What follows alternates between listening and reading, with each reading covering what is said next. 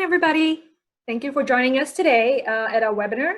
And we have here, as you can see, Eric Heenan, President of Alakai Executive Search with us here as well.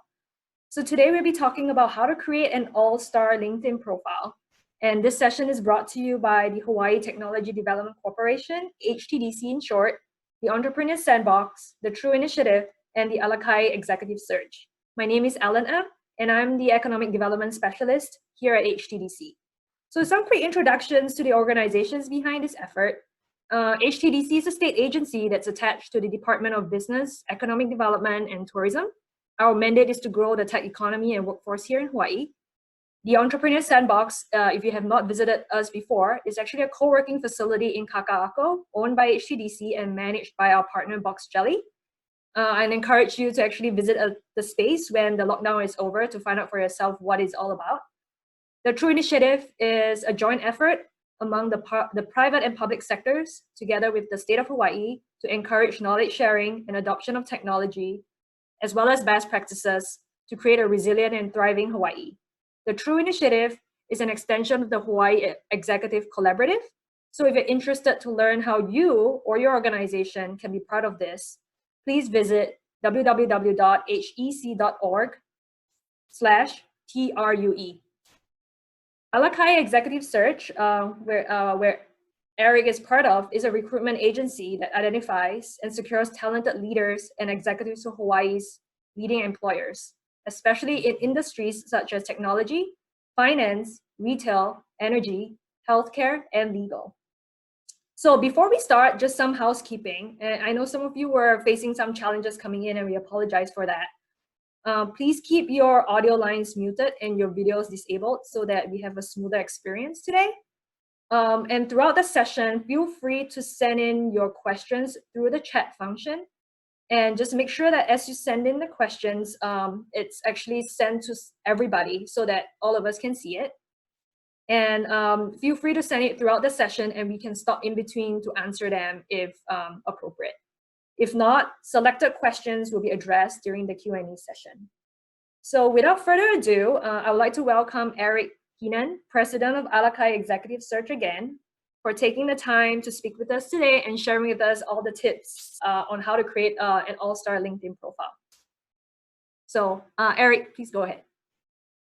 Let me unmute you first.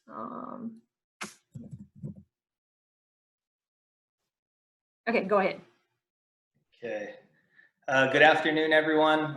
Thank you, Ellen, for the kind introduction. It's really nice to be with you all today. Let's see. Can I take this down? Okay, great. Like some of you might be doing, I've been homeschooling my 7-year-old for the last month, and it's been a bit stressful, so this is a much welcome break. Of course, I'm happy to chat about LinkedIn, something I'm really passionate about. As an executive recruiter, you know, I'm on LinkedIn every day, looking at literally hundreds of profiles each week.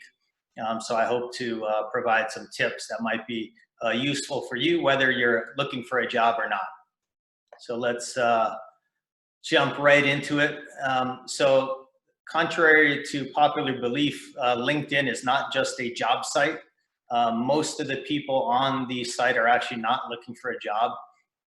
So in reality, you know, whether you are a student, a nurse, a teacher, a salesperson, a manager, an executive, we all have our own unique stories, right? And LinkedIn is all about sharing your story, your brand with the rest of the world. You know, this is the #1 professional networking site on the planet.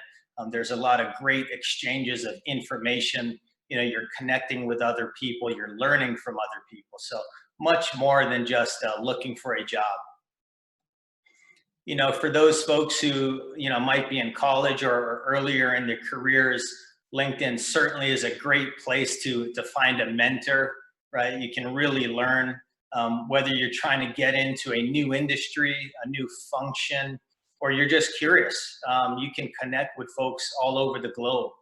And of course, yeah, if you're a salesperson, that's great. You can connect with a lot of potential clients on LinkedIn, but LinkedIn is much, much more than just a market for salespeople headhunters like myself. You can see the platform has just exploded over the last few years. There are many more people using LinkedIn outside of the US. So again, sorry, Eric, this is Ellen. Not sure if you wanted to share your screen, just to make sure. Oh, can you not see it? Yeah, I think you have to share the screen. Is it not shared? No. Okay, how do I do that? Okay. Let's see. Sorry about that. Yeah, there we go. Awesome. Okay. Can you see it? Mm-hmm. Okay, sorry about that. All right, where was I? Okay, so here we go. So LinkedIn, can you see it? Yes. Okay, great. So LinkedIn's a global platform, right? So again, if you're a person earlier in your career, you have a goal or a dream to go work or study in Europe or South America or Asia, LinkedIn gives you that the resources to do that much more easily today, than in previous years. So you can ignore the 630. There's more individuals on the platform, but what I want to highlight here is the sheer number of decision makers and educated folks, company owners, CEOs on LinkedIn. So in a previous career, I was a technology sales executive based in Tokyo, and I used LinkedIn to build a target list of one of my biggest Japanese clients. And literally just using LinkedIn, I was able to create a long list of executives, folks that were based in London and New York, and of course, Tokyo, Singapore, Malaysia.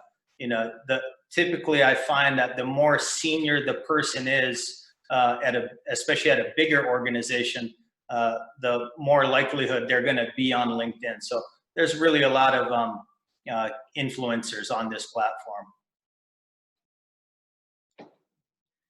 So in 2016, Microsoft purchased LinkedIn for $26 billion. In the middle, you have Satya Nadella, who is the CEO of Microsoft. On the right is Reid Hoffman, the co-founder of LinkedIn, and on the left is Jeff Weiner, the CEO of LinkedIn. So even before the acquisition, we knew LinkedIn was a global powerhouse, and certainly after Microsoft bought them, this company, this solution, this platform is not going away, and the time that you spend on LinkedIn is worthwhile, long term. Okay, so LinkedIn actually has a group dedicated to you all called the Rock Your Profile group. It's headed by a woman named Lauren Jolda, and I'll get to her profile shortly. So literally they're putting out a lot of creative content to help folks build out their profiles. And when you're starting out your profile, the very first thing you're going to do is put up a picture. So this is Lauren's picture. They say that having a photo on your profile leads to 9 times more connection requests and 21 times more profile views. So if you're on this platform, you certainly want people to be looking at your profile. It's all about connecting with others. It's, separate from looking for a job, you want to connect with others and be seen by others. You can see that Lauren also has a very catchy background picture there, quite bright. I like it. LinkedIn, I believe, defaults to a blue screen, and many people have that, but I think it's kind of nice if you put a picture that pops and that stands out. There with 675 million users on the platform, we want to do things that are going to help our profile pop and stand out. So this is my first pet peeve as a headhunter on LinkedIn with profiles, Mr. or Mrs. Gray Silhouette candidate. As I do searches for clients, sometimes there might be 50 or 100 or 200 folks that might pop up in that search. and as I'm going through pages and pages of candidates, and this person will often pop up, and I will say that if I see Mr. or Mrs. Gray Silhouette, I will typically just skip that person's profile completely. I will not go into their profile. And the reason for that is that I am going to assume that if they didn't take the time to upload the picture, which takes 20 or 30 seconds, they probably didn't spend much time on their entire LinkedIn profile. And sure, I can see their name, I can see their company name, and maybe their current job title, but the assumption is that they didn't put in much more information than that. So, you don't want to be skipped over by recruiters if you are indeed looking for a job, but take the time to put up a picture there, please. There's a lot of photos, of course, that we shouldn't have as our profile photo. These are kind of obvious, right? This is not Facebook, so we don't want to be too casual. We don't want to go to yesteryear from back in the day. Me personally, yes, I would love to have a picture from 10 years ago when I had hair, but that's just not the case, right? I want to be authentic, so this is what you get. And this pops up quite a bit. So, no offense to those with kids. I've got kids, but no kids, no pets, no mentors, no parents or uncles or whoever. This is your profile, so you should be the only one in the picture. Does that make sense? Okay. Next thing is your headline. So the headline sits right below your name. And again, this is the second opportunity you have to sort of stand out from the crowd, right? And doing a LinkedIn will actually default to your current job title at your current employer or your most recent employer. And that's what many people have as their headline. And for a recruiter, that's just, it doesn't stand out, right? Recently, I did a search for a real estate development client. As many locals know, there's many real estate agents on the island. They say up to 8,000. I believe on LinkedIn, there's roughly 2,500 real estate agents. And so as I was doing this search, it was a bit frustrating because literally there was page after page after page, 25 candidates per page, and they all had the exact same headline. Real estate agent at company A, real estate agent at company B. And it was very difficult, to see who was really good. So, I skipped over just many of those. So we want to be, a bit more creative when creating this headline. I like to use words like helping or supporting or building or connecting or designing or crafting. You can certainly, if you want to, put your job title in if that's important to you toward the end of your headline, but I would not lead with it. LinkedIn gives you 120 characters, so be creative. Use the space. Maybe you're going to use your industry or some accomplishment or your motivations. But again, think about how you want to brand yourself to your target audience. So we know there are thousands of students at the University of Hawaii, and most of them have this as their headline. And so we want to help them out a bit, be a little more creative. Hey, tell us about what you're studying. Maybe you got a good GPA, put that in there if you speak another language, but don't get caught up in the mass of the thousands of other students at University of Hawaii. That's just not going to help your case. Same thing for marketing managers or others. There are many other examples. Be a bit more specific about what you deliver, what sector, what function, potentially what the results are. There's many sales representatives and account managers out there. So again, give us a bit more detail to help the reader understand what you can do. And lastly, since there might be some folks who are looking for a job and are unemployed, that's okay. We've all been there. but I highly recommend not to put as your headline, looking for a job, desperately seeking a job, or something similar. You know, again, you have skills, you have value that you can bring to an employer, to the community. So tell us what you can do. You know, again, it's as if you're working. You're going to craft a headline that stands out. That'll get you more attention than just saying, hey, I'm looking for a job. Okay, the next thing that the reader is going to see is your summary. So hopefully you've got them interested enough in your profile. They're in your profile, and then they're going to get to your summary section. And we want to keep them in your profile, keep them interested. They're not there typically just to look at where you work or what you do. They want to look at you, get to know you, the total package. You can think of your summary section as an elevator pitch, if you will. So you want to think of key words to use, craft your story. You know, again, your accomplishments, maybe your motivators, what you do, maybe some personal information. We suggest that you write this in the first person because we want to seem authentic. We also suggest that you write in short, brief, concise paragraphs. You don't want to have something extremely long. I believe LinkedIn gives you 2,000 characters, but really use this space to tell the reader who you are. And again, most people will leave this area blank, which is really unfortunate because this is your opportunity to share your value. Lauren Jolda, who we mentioned earlier, she does a really good job with this. She uses a lot of keywords. She's very creative.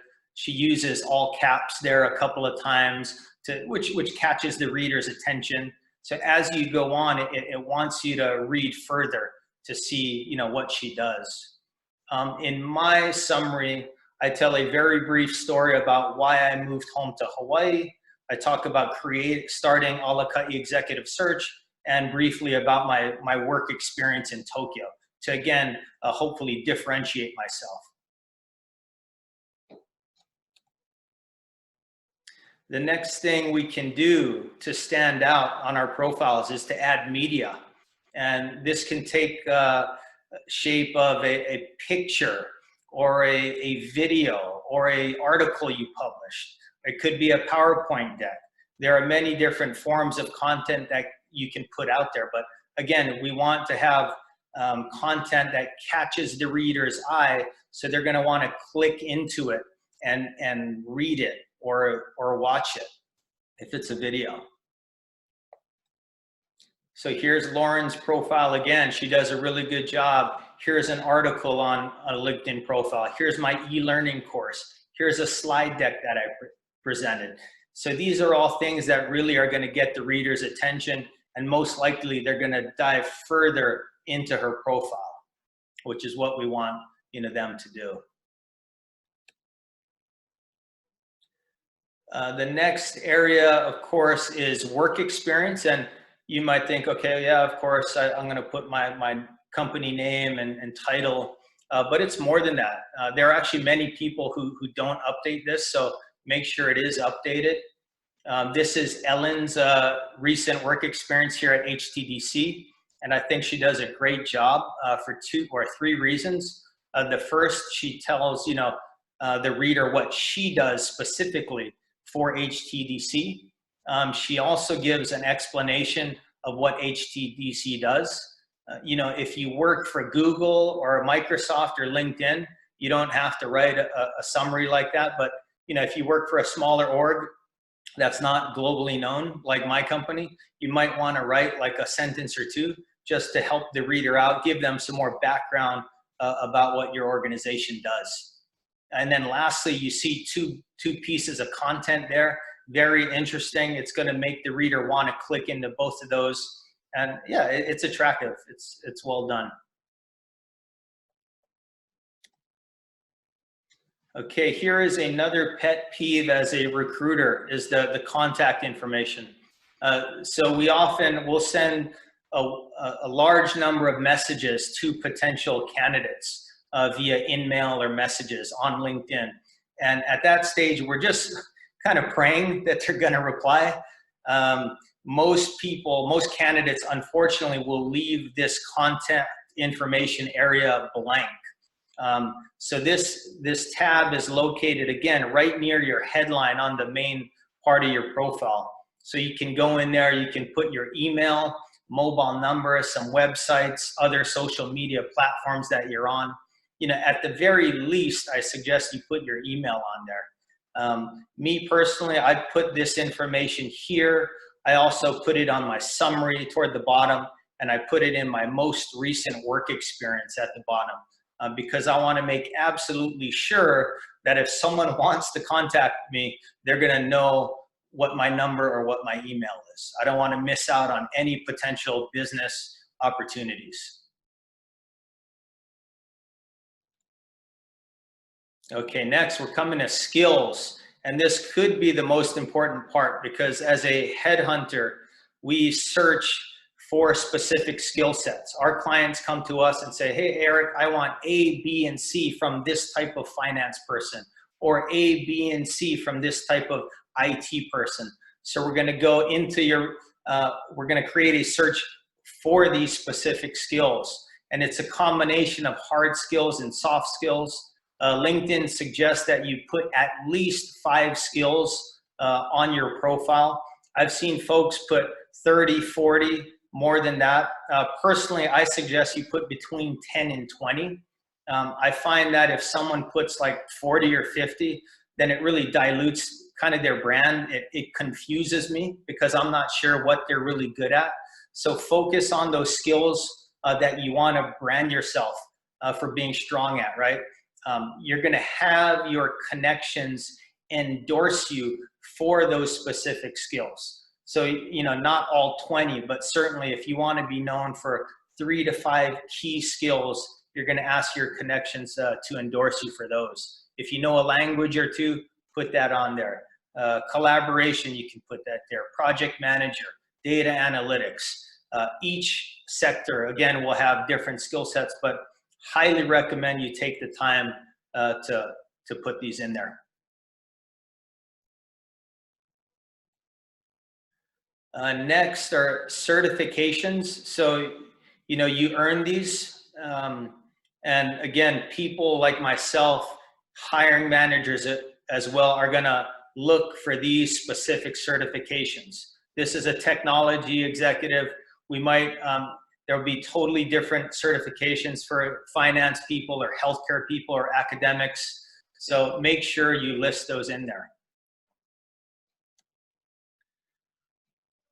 So of course we want to know about your accomplishments. If you did something well, you know, it's okay to put it on there. If you want to award best salesperson, best team player, employee of the month, you should put it on there. Be proud of it. You know, send it. Let the world know. LinkedIn gives you this opportunity, and you can see from this add profile section, which sits again near the center of your profile, a lot of different areas that you can brag about on your profile. Honors, test scores. It's a pretty lengthy list. If you're involved in certain organizations, put those there. Languages. We used to bump into a lot of technical folks in Tokyo who had patents, you know, which is pretty cool. But yeah, if you've got a patent, put it on there. The world should know. Okay. Next is college. So we all went to college. Maybe we had a beer or two, right? And most people, I think, do a decent job of at least putting the name of their university. But the reader wants more. At the very least, I suggest you put what you studied in college, what you majored in. If you had a pretty solid GPA, maybe over 3.5, put that on there. That's a great accomplishment. Anything with clubs or teams or sports, volunteer activities, please give the reader, the hiring manager, a better sense of how you spent your time in college. If you're early on in your career, you might want to add high school. You know, high school is kind of a big deal in Hawaii, right? But if you're earlier in your career and you were active in various activities, you want to put that on there so it lets the reader know. Okay, recommendations. This also is good for a strong profile. You know, it could be a teammate, it could be a former professor, your former boss. It could be one of your customer, the CEO or the CFO. You did a really good job for them. Having one or two recommendations from each working experience, I think, adds huge credibility to your profile. I wouldn't suggest to go crazy on this and have like 20 or 30. I've seen, you know, folks with like 50 plus, and that looks a little weird in my opinion, but having a few for each experience, I think looks really good. If you're gonna ask a C-level person to write one for you, LinkedIn and myself, we suggest you actually write a draft for them. You know, these are really busy people. They might not remember exactly what you did for them. So just remind them, hey, Tom worked on our Oracle upgrade. His project management and software development skills were excellent. I highly recommend them to any future employees. You know, you kind of draft the message for them, save them some time. And of course, if they're going to write the recommendation for you, you know, you send a nice thank you note. Like a lot of things on LinkedIn, the recommendations goes both ways, right? It's about sharing and sharing information. So you can also write recommendations, you know, for your former reports, former teammates. You don't always have to wait for them to ask for a recommendation. You know, if they did a really good job, you know, go ahead and write it and then send it to them and see if they want to put it on their profile, you know, as they probably will want to do. Next, volunteer experience. This is actually something that hiring managers really care a lot about. It gives, you know, again, a broader view of the person. Are they giving back to the community? Some folks will, you know, take some time off to, you know, raise kids or whatnot, and they will have a lot of volunteer experience. So you can use volunteer experience sometimes to help mask some gaps in your work experience if you have those. But again, this is important to put on. So LinkedIn will actually default to the latter. It's your name and a whole bunch of numbers, which looks a little messy. You know, for those folks who are out there looking for jobs, you're gonna put this URL typically on your resume. So you wanna take the 20, 30 seconds to customize it. It doesn't take much time at all. You know, put your name, how you wanna brand yourself. It looks a little bit neater, more professional. Lastly, so we're getting into resources. You know, LinkedIn, it's a global platform now. There's a ton of resources out there, and you know, your profile is something that's, you know, it's your statement to the world. It's your brand. So I highly suggest, you know, taking the time to craft this thing. You know, you can put the basics up, you know, early, and then really take your time to craft the profile that you want to be known for. But here are some good resources for you. There's a lot of, you know, articles, a lot of videos, a lot of information out there. That's all I have for now, but you know, it's a pleasure. I always enjoy talking about LinkedIn. I hope to field some questions now. Thank you all very much for your time. Mahalo. Thank you, Eric. So we have a couple of questions that came in from the audience today. Let's get to it. Great question. So the first one from Vince. He's asking, is LinkedIn's basic free account sufficient to find a job, or do you recommend a premium subscription? In general, I think the free version is pretty good because it can get your just building your profile. I think it is sufficient. It allows you to check a box that says open to opportunities, open to new opportunities. And that's typically the box that recruiters are going to look at to see if someone is on the market or not. And I believe you can do that with the free version. Now, even if you don't check open to new opportunities, you can expect to get some messages from recruiters. But certainly, you know, before I became a professional headhunter or before I was in sales and bought the LinkedIn paid version, yeah, I was using the free version like most people do. Awesome. Yeah, personally, I use the free version as well, and I think it seems adequate, at least on my side too. So Ruby is asking, what is the best way to build your profile when you have a wide set of skills and you're not a specialist in one specific area? Sorry, could you repeat the question? Yeah, so Ruby is asking, she's saying, what is the best way to build your profile when you have a wide set of skills and Right. you're not a specialist in one specific area? Good question. So, Ruby, so for you, I would really have a think about what type of role, if you're looking for a job specifically, then it's important to sort of tailor it to the type of job that you're looking for, I guess. So again, if you're putting up, even if you have a wide range of skills, you know, I don't suggest you go put 30 or 40. So think of the top, 5 to 20, and then get your endorsements, get your connections to endorse you for those specific skill sets. Okay, I hope we answered your question, Ruby. Feel free Um, to add on more sub questions you have. Let's go to the next one from Kona. So Kona is asking, what are your thoughts on applying with a traditional resume versus the apply via LinkedIn option? right. Okay. Well, selfishly as a headhunter, I'm always going to say, don't apply online, apply through me or another headhunter.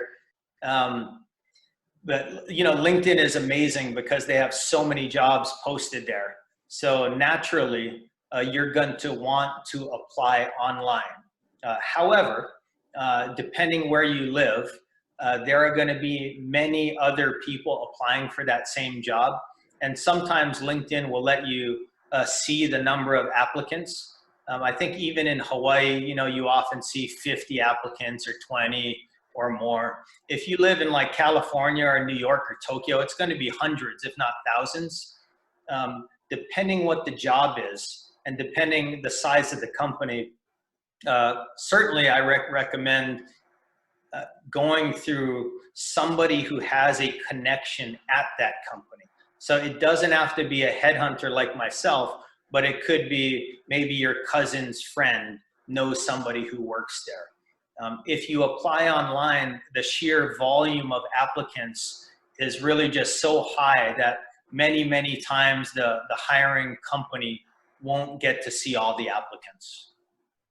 Great. Kona has another question for you. She's asking, or he's asking, do you prefer looking at people having the connections 500 plus, network, or does that even matter?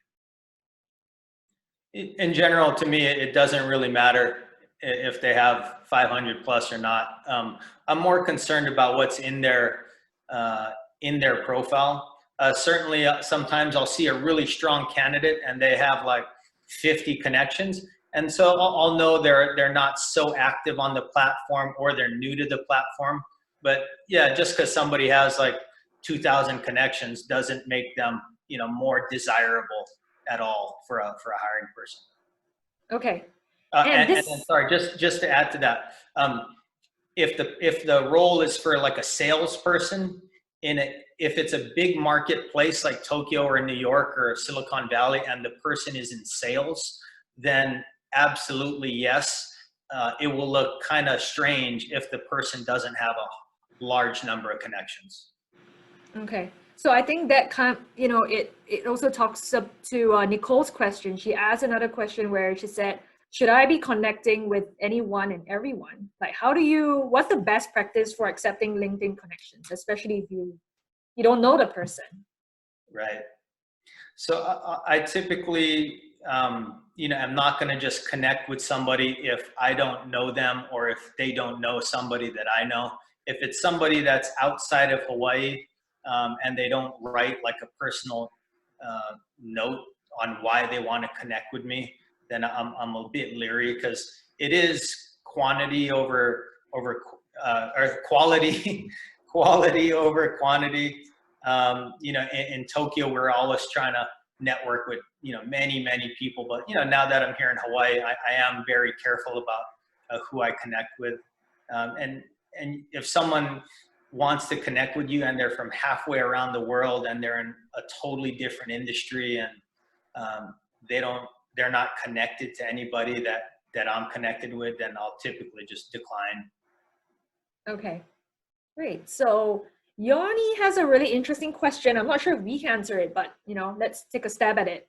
He's asking, once a profile change is made, how do you recommend that we measure the effectiveness of our change? For example, in number of visitors that coming to our profile.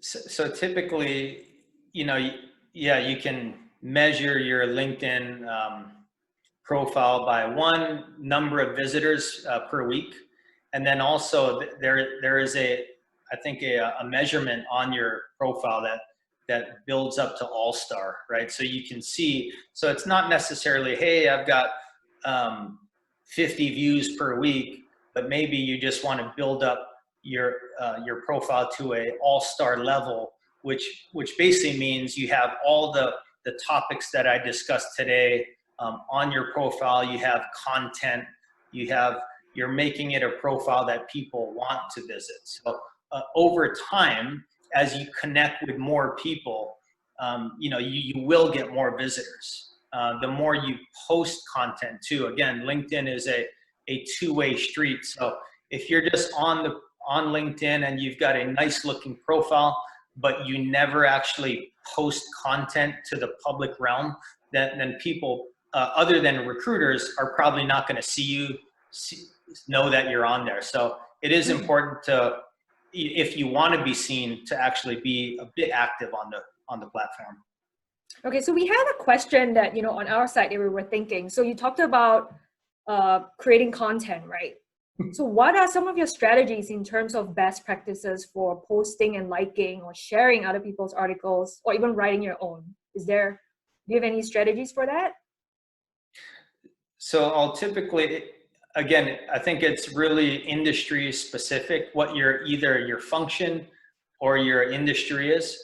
So, if you're a marketing person, if you grab some kind of article online, that's specific for digital marketers, and you think your audience on LinkedIn might be interested, you can share that. For me as a recruiter, I'm going to share things about, hiring practices or interview tips or anything to do with career advancement. Sometimes I'll share content with my clients privately that they might like. But in terms of posting, you have to think who you want to see that content, right? Like who's the intended audience, and then craft that message.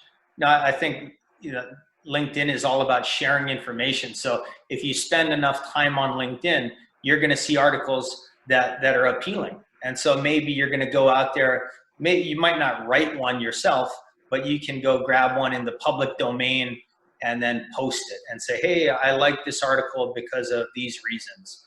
And then maybe some people in your network will make comments on it. Great. So there is a really interesting question from Chad, and I think it's very valuable given the pandemic right now. He's asking, if you're open to working in the mainland, but you're based here in Hawaii, how do you create that visibility or that message on LinkedIn? Sure. So I believe the first one you're going to click on is open to new opportunities, that setting. And there should be another one there that says open to relocation. Many of the profiles that I look at will have the specific location. So I believe you can even go in there and list the locations where you're interested in working. I think you can do that with a free account, but you'll have to try it. So if I'm looking for a person, if a client asks me to look for someone on the mainland with a specific skill set, I'm going to look for that person who checks off the box, open to new opportunities and willing to relocate. And some people will actually have Honolulu, Hawaii listed. Not many, but some will. So basically setting your location to Honolulu, but is there, and do you think there's any verbiage you can put maybe in the summary section that says you're open to opportunities on the mainland? And working remotely, I guess. I think that's the question. Yeah. Yeah, you could put that as part of your headline. You could say open to work on the West Coast or something like that. I wouldn't lead with it, but you have 120 characters to play with, so there's definitely enough space within your headline to put that there. Mm-hmm. Great. And I think both Ruby's question and Han's question are very similar. They're asking, do you have any advice for someone building a LinkedIn profile who's very experienced in their field or career currently, but trying to switch to a different field? So sorry, someone who's trying to change career paths? Correct. So I would definitely craft that message either within the headline and certainly within your summary, because the recruiter, the hiring manager is going to go into your profile. They're going to look at, for example, hey, this person's been in finance their entire career. And then maybe in your summary, you have to explain to them how you're transitioning to whatever it is, operations or a different role. But that is exactly the reason why you would, craft a message. So, because if you don't, then the reader will, kind of be shocked because they're going to assume you're just a finance person. But certainly, we see people shifting careers all the time, and typically it's done after graduate school, but even later careers, I think, there's many examples out there. Mm-hmm. So I think another question that we had was, if you have been laid off recently or furloughed during this period of COVID, how should you best represent it on LinkedIn? So I would just focus on your skills and the value you can bring to your next employer. So there's no, you don't have to say, hey, I was laid off or I've been furloughed. That can be a fact. It's not like you're trying to hide it, but there's many people that were unemployed before COVID, right? So they all still, the branding on the profile is, hey, I'm really good at A, B, and C, and I can help you. And so again, crafting that message. But I think these days, of course, employers know that there's a lot of candidates, looking for work these days, and hopefully they'll be a little more flexible on the types of folks they'll look at. Mm-hmm. But focus on the value and the skills. Again, you can craft, if you are looking for work, even more reason to craft that message and that headline and the summary and having content. Great, thank you. So Katia is asking, she says, English is not my first language and it's not my strength. Should I ask someone to edit my English before I put it on LinkedIn? Yes, yeah. And you don't want to have someone just write your whole profile for you, but the content, the messaging should be you. And then, yeah, and we're all, there's so many folks on the platform that in the similar position, right? And you'd be surprised, even, English is my native language, but sometimes I might have some grammatical errors on my profile. And, people understand we're human, but certainly I would ask someone to review it. Mm-hmm. What is your take then on, because sometimes LinkedIn will ask you to create a profile in another language. What's your take on that? I've never created it in another language, but most folks I want to say on the platform can at least read English, unless you're in a certain country where they don't so much. I would say create it in English. When I was in Tokyo, I can tell you that many Japanese people had just English profiles. And of course, maybe some of those same folks had separate Japanese profiles, but I never looked at those. I'm sure that if you do live in China or Tokyo or somewhere with another language and another writing system, that their headhunters are probably looking at both sites. Mm-hmm. Great. Colin is asking, in which section should my board of directors experience be listed in? So I think you can just put it would probably fall under either the volunteer experience or the work experience. And depending on the organization, if it's a kind of org that you want, that's recognized and you want to be front and center in your profile, then it's probably fine to put it in your work experience. Great. I think another kind of an add-on question to that. So, you talked a little bit about licenses and certifications and so on.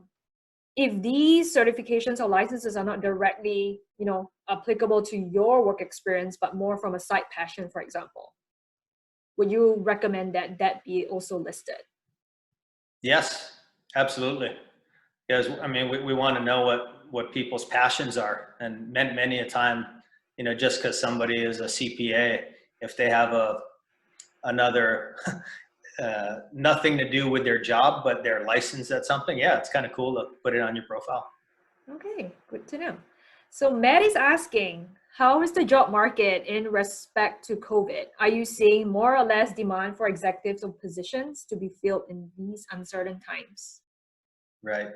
So in general, certainly many clients have stopped hiring. We do have clients that are still looking for people. I think, at the senior levels, if a client's going to spend, some money on a high paying executive, then that person is going to have a really niche skill set, right? So they're not looking, at least right now, from what I see, for general managers, but they're looking for specific. And, we have a handful of very niche senior roles right now.